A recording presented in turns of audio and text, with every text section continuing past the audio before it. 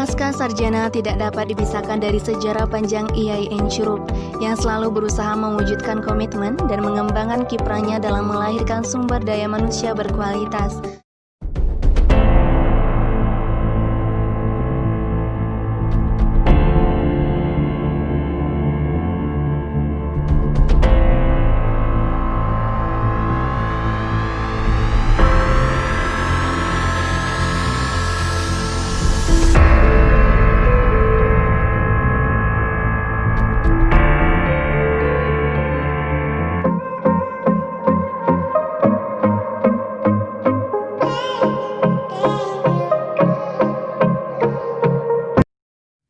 Bismillahirrahmanirrahim. Assalamualaikum warahmatullahi wabarakatuh.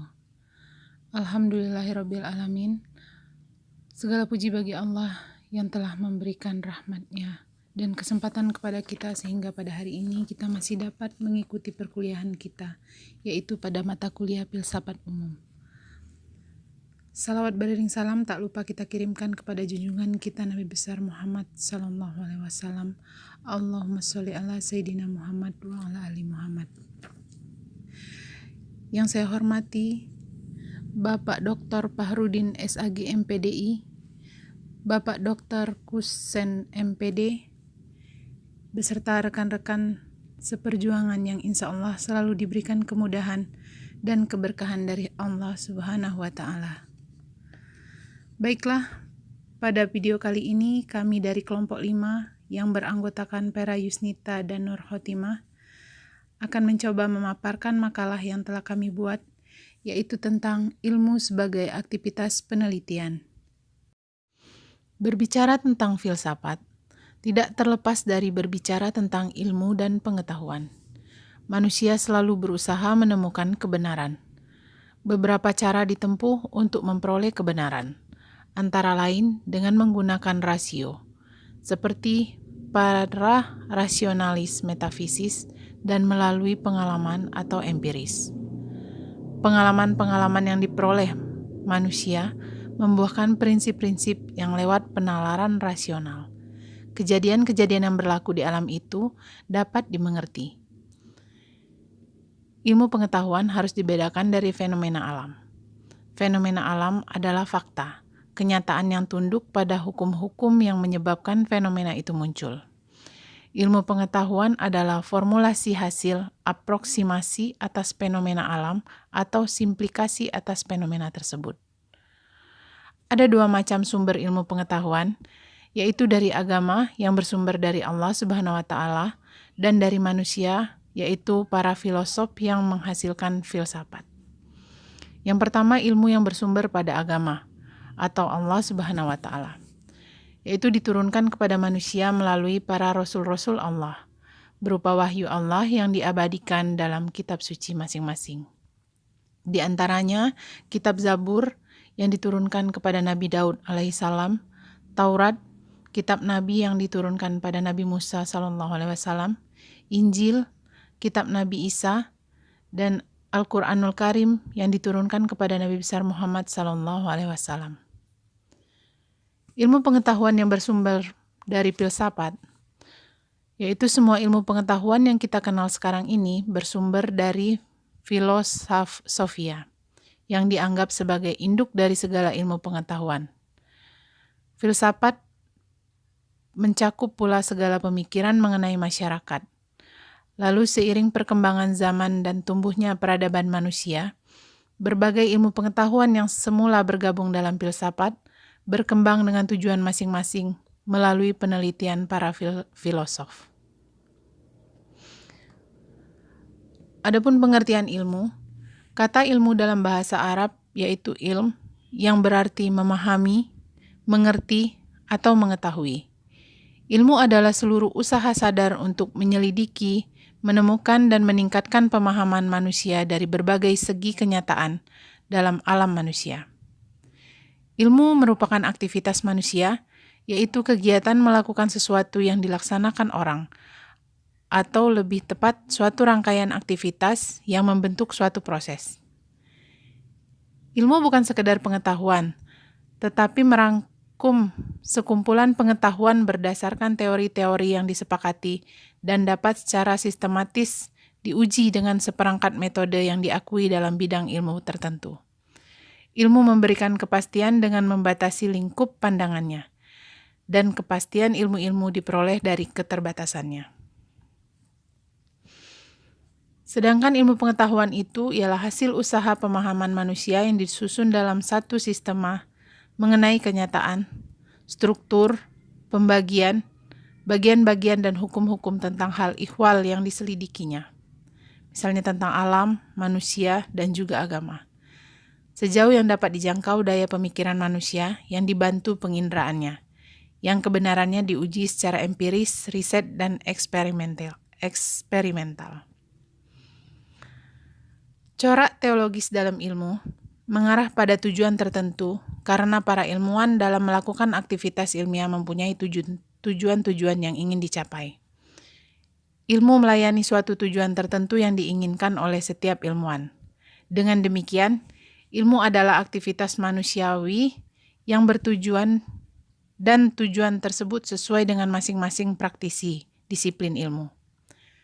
Tujuan ilmu itu dapat bermacam-macam, sesuai dengan apa yang diharapkan oleh masing-masing ilmuwan. Terutama sekali dalam proses penelitian, harus ada kata-kata kebenaran, dasar rasional, kognitif, dan teologis.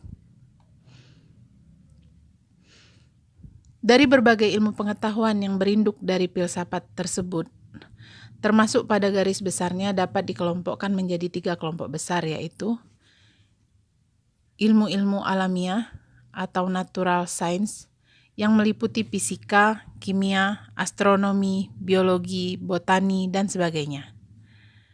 Lalu ada ilmu-ilmu social science, yang terdiri dari sosiologi, antropologi, psikologi, ekonomi, politik, sejarah, hukum, dan sebagainya.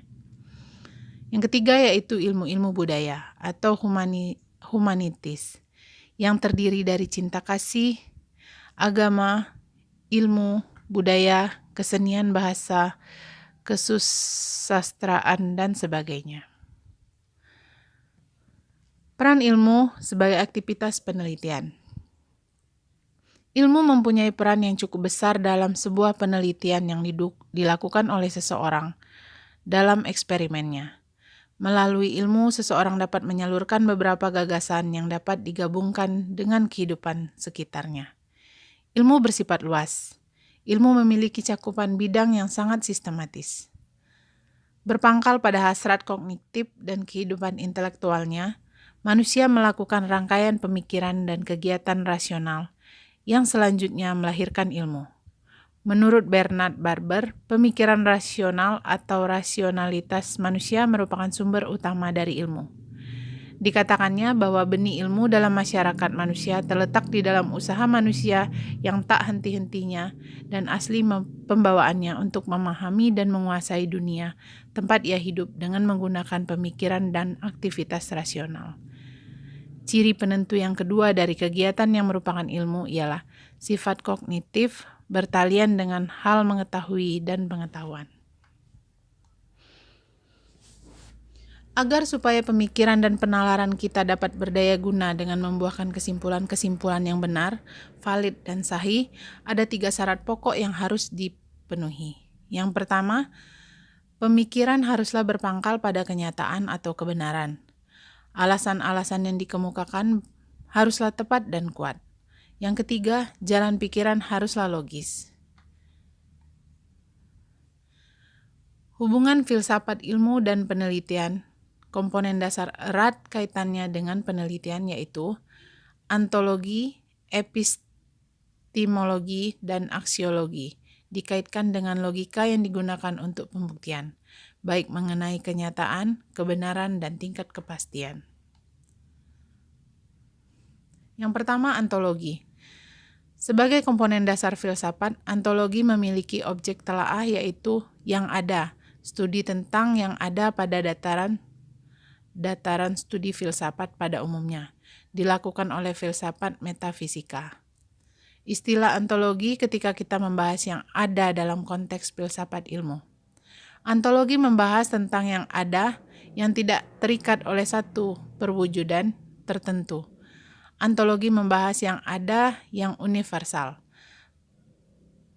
menampilkan pemikiran semesta universal. Sedangkan yang merupakan objek formal antologi adalah hakikat seluruh realitas.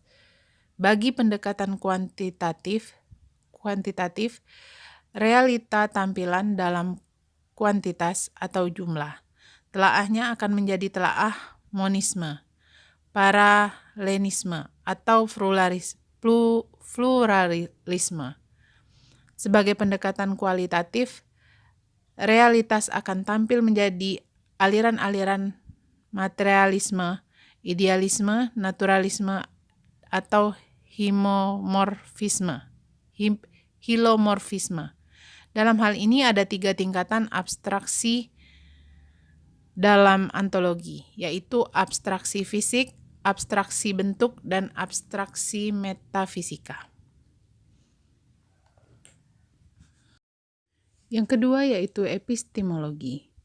Istilah epistemologi berasal dari kata episteme yang berarti pengetahuan dan logos yang berarti teori. Secara etimologis berarti teori pengetahuan. Epistemologi merupakan cabang filsafat yang mempersoalkan atau menyelidiki tentang asal, susunan, metode, serta kebenaran pengetahuan. Ilmu merupakan pengetahuan yang didapat melalui proses tertentu yang dinamakan metode keilmuan. Sebagai komponen dasar selanjutnya adalah epistemologi, yaitu pembahasan tentang bagaimana cara memperoleh kebenaran ilmu pengetahuan. Bagaimana tata cara memperoleh kebenaran ilmu pengetahuan ini dipengaruhi oleh antologi yang dipilihnya. Epistemologi dapat dikelompokkan menjadi 2 bagian, yaitu epistemologi subjektif dan epistemologi pragmatik.